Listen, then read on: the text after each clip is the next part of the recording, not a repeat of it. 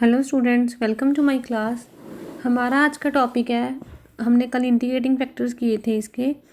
तो हमारा आज का टॉपिक है कि हमने इंटीग्रेटिंग फैक्टर्स कैसे फाइंड आउट करने होते हैं। अगर हमारे पास कुछ और टाइप्स हों डिफरेंशियल इक्वेशन की, तो हम उसमें इंटीग्रेटिंग फैक्टर कैसे निकालते हैं। हमारे पास इसके लिए कुछ रूल्स हैं। Rule number 1, if the equation M D x plus N D Y is equals to 0 is a homogeneous in x and y, that is if m and n are homogeneous functions of the same degree in x and y, then 1 upon mx plus ny is an integrating factor provided mx plus ny not equal to 0। अगर हमारे पास equation है इस form में हो, homogeneous equation हो, m and n दोनों same degree x and y के homogeneous function हो, तो हमारा इंटीग्रेटिंग फैक्टर होगा 1 ओवर mx प्लस ny। इसको आप एग्जाम्पल्स में देखना, एग्जाम्पल्स में अच्छे से समझ आएगा। नेक्स्ट हमारे पास है, अगर हम होमोजीनियस में क्या था, हम y को वी एक्स पुट करते थे, देन उसको सिंपली फिर वैसे सॉल्व कर लेंगे। अगर हमारे पास M D x plus N D Y जो फंक्शन है वो इस फॉर्म में हो, first function X Y into Y D X, second function X Y का उसमें एक्स डी वाई हो, तो हमारे पास इंटीग्रेटिंग फैक्टर बनेगा 1 over M X minus N Y. ठीक है जी। नेक्स्ट हमारे पास थर्ड रूल है, ये फॉर्म, अगर हमारे पास M D x plus N D Y is equals to 0 हो और हमारे पास हमने ये सॉल्व करके देखना है curl M Y curl Y minus curl N Y curl X upon N, जो फंक्शन आए वो सिर्फ एक्स का फंक्शन हो, तो हम उसका integrating factor E raise to power integration F X D X लेते हैं। नेक्स्ट रूल नंबर 4 में हमने क्या करना है, इफ़ इन द इक्वेशन, अगर हमारे पास हमने ये इक्वेशन ले ली curl N over curl X, देखो इसको ऊपर से कंपेयर करो, यहाँ पे क्या था curl M over curl Y, यहाँ पे हमने लेना है ये आगे लेना है, ये पीछे लेना है। ठीक है, यहाँ पे curl N over curl X आगे आएगा, इसमें curl N over curl X पीछे जाएगा, minus curl M over curl Y divided by, इसमें एम होता है उसमें एन होता है। अगर नीचे एन आ रहा है तो फंक्शन सारा एक्स का आना चाहिए, अगर नीचे एम आ रहा है तो फंक्शन सारा वाई का आना चाहिए। तो इससे हमारे पास इंटीग्रेटिंग फैक्टर इसमें होता है E raise to power integration of F of Y D Y. Next हमारा रूल है, अगर हमारे पास इस फॉर्म में कोई क्वेश्चन आ जाए, इक्वेशन हो X raise to power A Y raise to power V into M Y D x plus N X D Y plus X A dash Y B dash M dash Y D x plus N dash X D Y is equals to 0, तो हमारे पास integrating factor क्या होगा, X raise to power H Y raise to power K, जिसके लिए हमारे पास ये दो कंडीशंस भी होल्ड करती हैं। क्या है, A plus H plus 1 upon M किसके इक्वल का, बी प्लस के प्लस 1 के डिवाइडेड बाई एन, और A dash plus H plus 1 divided by M dash किसके इक्वल होगा, हमारे पास B dash plus K plus 1 over N dash के। ठीक है जी, तो ये हमारे पास रूल्स हैं। तो इसके साथ अब आप एग्जांपल्स देखो, एग्जांपल से आपको अच्छे से क्लियर होगा। हमारे पास फर्स्ट एग्जांपल है Y square Y cube minus 2y X square D x plus 2x Y square minus X cube D Y is equals to 0। अगर हम देखें तो ये हमारे पास होमोजीनियस इक्वेशन बन रही है, हम इसको y ओवर x की फॉर्म में चेंज कर सकते हैं। अगर ये होमोजीनियस इक्वेशन है तो हम इसमें क्या करेंगे, इसको M D x plus N D Y से कंपेयर किया, एम और एन की वैल्यू निकाल ली, देन हमारा इंटीग्रेटिंग फैक्टर उसमें था होमोजीनियस में 1 over M X plus N Y की फॉर्म में, तो हमने ये निकाल लिया। इंटीग्रेटिंग फैक्टर आया, बोथ साइड मल्टीप्लाई कर दिया, तो हमारा ये इक्वेशन क्या बन गई, हमारी एग्जैक्ट। अब इसको सोल्यूशन निकालना है, सोल्यूशन के लिए हम क्या करते थे, बोथ साइड इंटीग्रेशन करेंगे। इंटीग्रेशन करने के बाद हमने फर्स्ट में इंटीग्रेशन वाई को कांस्टेंट मान के करनी है, प्लस 1/3, पीछे हम वो टर्म्स लेते थे एन की जिसमें एक्स ना हो, एक्स की कोई वैल्यू टर्म नहीं लेनी है, एक्स से फ्री वाली वैल्यूज़ लेनी है, वो हमारे पास ओनली थी 1/y, क्योंकि हमारे पास ये जो इक्वेशन है इसमें पूरे में एक्स पड़ा है, तो हमने सिर्फ लेना था 1/y, तो हमने ये ले लिया। इसको सॉल्व किया हमने, सॉल्व करने के बाद हमारा ये रिक्वायर्ड सॉल्यूशन आ गया इंटीग्रेट करने के बाद। नेक्स्ट एग्जांपल देखो आप, सॉल्व y, अगर हमारे पास ये फंक्शन देखो किस फॉर्म में बन रहा है, हमने कहा था m, हम जो y D Y D X की फॉर्म थी, फिर x के साथ डी वाई की फॉर्म थी, हमारा ये सेकंड रूल देखो आप, ये रहा सेकंड रूल। सेकंड रूल में हमारे पास क्या था, फंक्शन, जो फंक्शन होना चाहिए फर्स्ट फंक्शन के साथ y होना चाहिए और सेकंड फंक्शन के साथ x होना चाहिए, तो इस फॉर्म में हमारे पास क्या बनता है, 1 over M X minus N Y. तो हमने ये इक्वेशन हमारी उसी फॉर्म में आ रही थी, हमने ले लिया 1/mx माइनस एन वाई की फॉर्म। इंटीग्रेटिंग फैक्टर निकाला, बोथ साइड इंटीग्रेटिंग फैक्टर को मल्टीप्लाई कर दिया, देन हमारी इक्वेशन क्या चेंज होगी, एग्जैक्ट में चेंज होगी। एग्जैक्ट में चेंज होने का सोल्यूशन निकालना है हमने, तो हमारे पास वही इंटीग्रेशन में वाई कांस्टेंट मान के हमने प्लस जो टर्म्स इंटीग्रेशन में लेनी होती है वो एन की टर्म्स लेनी होती है फ्री ऑफ एक्स, जिसमें कोई एक्स ना हो, तो हमने वो टर्म्स ले ली। इनको लेने के बाद हमने इसको इंटीग्रेट कर दिया, तो हमारा ये सोल्यूशन आ गया।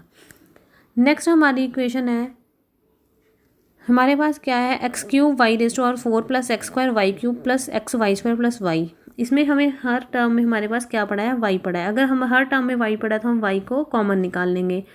अगर हमने इसमें देखना शुरू किया, हमारे पास इस टर्म में हर एक में एक्स पड़ा है, तो यहाँ से एक्स कॉमन आ जाएगा, तो हमारी ये सेकेंड इक्वेशन वाली फॉर्म बन जाएगी। क्या फॉर्म थी हमारे पास, जो फर्स्ट फंक्शन है उसके साथ वाई डी एक्स और जो सेकंड फंक्शन है उसके साथ एक्स डी वाई, तो हमारी ये फॉर्म बन गई। इसको कंपेयर किया हमने, हमारे पास एम और एन की वैल्यू आ गई, तो हमारा इंटीग्रेटिंग फैक्टर क्या होगा, 1/mx माइनस एन वाई। तो हमने इसको पुट कर लिया, इसमें इस इक्वेशन में एम एन की वैल्यू पुट कर दी, तो हमारा ये इंटीग्रेटिंग फैक्टर आ गया। इंटीग्रेटिंग फैक्टर वो साइड मल्टीप्लाई किया, तो हमारे पास जो इक्वेशन आई वो क्या थी, हमारी एग्जैक्ट। फिर एग्जैक्ट इक्वेशन इसका सोल्यूशन निकाला, सोल्यूशन का इंटीग्रेशन में हमने वाई कांस्टेंट, फिर हमने एन की वैल्यूज़ एम की वैल्यूज़ पुट करनी थी इसमें, प्लस हमने एन की करनी होती हैं, एन की वो टर्म्स जिसमें एक्स ना हो। ठीक है जी, तो हमारे पास ये सोल्यूशन आ जाएगा। नेक्स्ट हमारा find the integrating factor for cos y dx minus 2 sin x sin y dy is equals to 0। इसको सॉल्व करना है, तो हमारे पास पता है कि हम इसमें होमोजीनियस और हमारे पास first function Y D X वाली कोई फॉर्म नहीं बन रही, तो इसमें हम क्या चेक करेंगे, हम एक कंडीशन जो नेक्स्ट थी हम वो वाली चेक करेंगे, curl M over curl Y minus curl N over curl X over N. पहले इसको चेक करेंगे, अगर इससे फंक्शन हमारे पास, इस इक्वेशन से हमारे पास फंक्शन आ गया ओनली एक्स का, फिर तो हमारे पास ठीक है। अगर नहीं आया तो हम इसकी दूसरी कंडीशन चेक करेंगे। दूसरी में क्या था, curl N over curl x minus curl M over curl Y divided by M. फिर हम ये चेक करेंगे, हमारे पास यही दो कंडीशन है एक्स्ट्रा को सॉल्व करने के लिए, तो हमने इसको सॉल्व करना स्टार्ट किया। हमने पहले कंडीशन को चेक किया, तो हमारे पास जो फंक्शन आया -1/2 कॉट एक्स आ गया, तो ये अकेला ही एक्स का फंक्शन आ गया, तो हमारी ये कंडीशन फॉलो हो रही है। अगर ये कंडीशन फॉलो हो रही है तो हमारे पास इंटीग्रेटिंग फैक्टर क्या होगा, E raised power integration of F X D X. हमने इसको पुट कर दिया, हमारे पास इंटीग्रेटिंग फैक्टर आ गया। इंटीग्रेटिंग फैक्टर को हमने बोथ साइड मल्टीप्लाई करवा दिया इक्वेशन में। मल्टीप्लाई करवाने के बाद हमारी जो इक्वेशन हुई वो एग्जैक्ट हुई। देन हमने सोल्यूशन निकालना है, सोल्यूशन में हम इसकी इक्वेशन में पुट करेंगे तो हमारा ये आंसर आ जाएगा। ठीक है जी, नेक्स्ट हमारा इंपॉर्टेंट क्वेश्चन है ये सारे सभी और इजी हैं। Y raised power 4 2y dx plus X Y cube plus 2y raised power 4 minus 4x dy is equals to 0।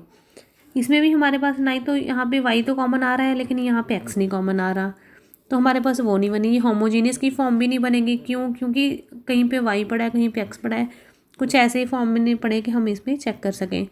तो हम इसमें फिर वही कंडीशन चेक करेंगे, curl N over curl x minus curl M over curl y over M.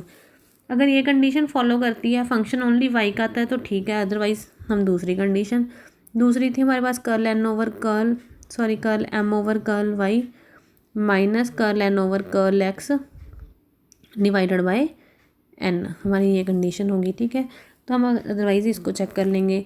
हमने इसमें check किया, हमारे पास फंक्शन आया -3 ओवर वाई, ओनली वाई का फंक्शन आ रहा है, तो हमारी ये कंडीशन होल्ड कर रही है। अगर होल्ड करिए तो हम इंटीग्रेटिंग फैक्टर हमारा क्या होगा, E raised to power integration of F of Y D Y. तो यहाँ से हमारे पास पूरी वैल्यू निकल के आई। हमारे पास यहाँ पे मॉडुलस आ गया। अगर मॉड है तो हमारे पास दो कंडीशंस, दो केस बन गए। अगर y ग्रेटर देन 0 है तो पॉजिटिव वैल्यू होगी, अगर y लेस देन 0 है तो नेगेटिव वैल्यू होगी। तो हमने दोनों से सॉल्व कर लेना है।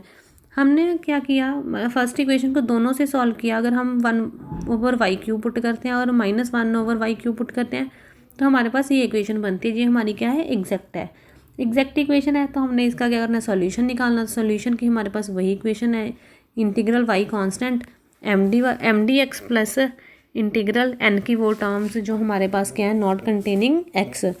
तो हमने वो पुट कर ली, तो हमारे पास वो के ली थी 2y, तो हमारा ये रिक्वायर्ड सोल्यूशन है। नेक्स्ट हमारी example, example number 6, solve the differential equation this x plus 2y³ dy over dx is equals to y। तो हमने क्या देखा, हमारे पास यहाँ पे फंक्शन लेने के बाद हमारे पास ये इक्वेशन आई। इसको थोड़ा सेट करने के बाद यहाँ पे भी हमें कंडीशन हमने कंपेयर किया, mn की वैल्यू निकाली, तो हम इसकी ये कंडीशन चेक करेंगे कि फंक्शन किसका बन रहा है। फंक्शन ओनली y का फंक्शन आया, y का फंक्शन आया तो हमारे पास इंटीग्रेटिंग फैक्टर क्या होगा, e⁻⁴ इंटीग्रल ऑफ f/dy। इसको सॉल्व करने के बाद हमारा ये सोल्यूशन आया, दोनों साइड हमने मल्टीप्लाई कर दिया। मल्टीप्लाई करने के बाद हमारा ये रिक्वायर्ड सॉल्यूशन है। मल्टीप्लाई करने के बाद जो इक्वेशन थी वो एग्जैक्ट थी, एग्जैक्ट को हम इसमें पुट कर देंगे, y constant mdx minus integral n की वो terms not containing not x हो उसमें, तो हम इसको सॉल्व कर लेंगे। नेक्स्ट हमारी एग्जांपल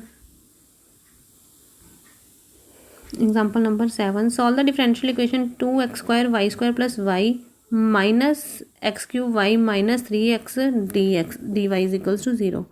तो इसमें देखो हमारे पास ये कौन सी इक्वेशन बननी है, इसकी फॉर्म नहीं बन रही लास्ट रूल की। हमारे पास क्या था इसमें क्वेश्चन, देखो अगर हम इसकी कंडीशन देखें, अंदर हमारे पास था my dx plus nx dy, अंदर dx dy दोनों के फंक्शन, इसमें भी dx dy दोनों के फंक्शन होने चाहिए। तो बाहर x की कुछ पावर्स, एक्स वाई की कुछ पावर्स होनी चाहिए। बाहर पावर तो हम कुछ मर्जी ले सकते हैं, हम 0 भी ले सकते हैं, किसी के नंबर की पावर 0 तो आंसर 1 होता है। तो हमारे पास यही फॉर्म हमें दिखाई देने लगी, तो हमने इसको सेट करके लिखा, तो हमारे पास ये इक्वेशन आई।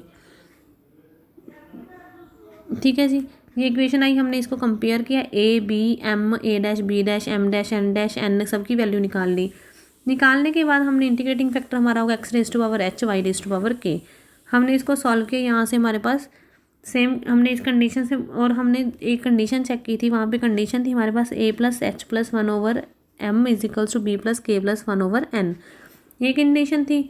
इसमें हमने इसको सॉल्व कर लिया, इधर अलग सॉल्व कर लेंगे। यहाँ से सॉल्व करके हमारे पास दो इक्वेशन आई h और k की, इनको सॉल्व करना। सॉल्व करने के बाद हमारे पास 2 3 1 2 फॉर्मूला से h और k की वैल्यू आ गई। h k की वैल्यू आने के बाद हमारे पास इंटीग्रेटिंग फैक्टर क्या होगा, x⁻h और y⁻k। इंटीग्रेटिंग फैक्टर आया, उनको बोथ साइड से मल्टीप्लाई कर दिया। मल्टीप्लाई करने के बाद जो हमारी इक्वेशन है वो एग्जैक्ट हो गई। देन हमने सॉल्यूशन निकालना है। सॉल्यूशन में सेम y कांस्टेंट, हमारे पास mdx प्लस हमारे पास इंटीग्रेशन में क्या था, n की जो टर्म्स हैं नॉट कंटेनिंग x, तो हमने उसको पुट कर लिया। पुट करने के बाद हमारा ये रिक्वायर्ड सॉल्यूशन है। आपको बच्चे सिर्फ ये 5 रूल्स याद होने चाहिए। रूल्स के लिए अगर आप इसकी प्रैक्टिस करोगे ना, तो आपको साथ में साथ पता चलता रहेगा कि किसका कौन सा इंटीग्रेटिंग फैक्टर बन रहा है। आपको इक्वेशन की टाइप्स याद हो जाएंगी, तो इससे आप क्या ईजिली इंटीग्रेटिंग फैक्टर को फाइंड आउट कर सकते हो। ये रूल्स अच्छे से एक बार रिवाइज करना, फिर इसकी एग्जाम्पल्स को, इसकी प्रैक्टिस क्वेश्चंस को, एक्सरसाइज के को ट्राई करना। बहुत ही ईजी टॉपिक है एंड इम्पॉर्टेंट टॉपिक है, अच्छे से इसको रिवाइज करना। देन हाँ, इसकी सारी प्रॉब्लम्स को सॉल्व कर लेना। अगर कोई डाउट हो तो मुझसे कंफर्म कर लेना। Thank you students, bye.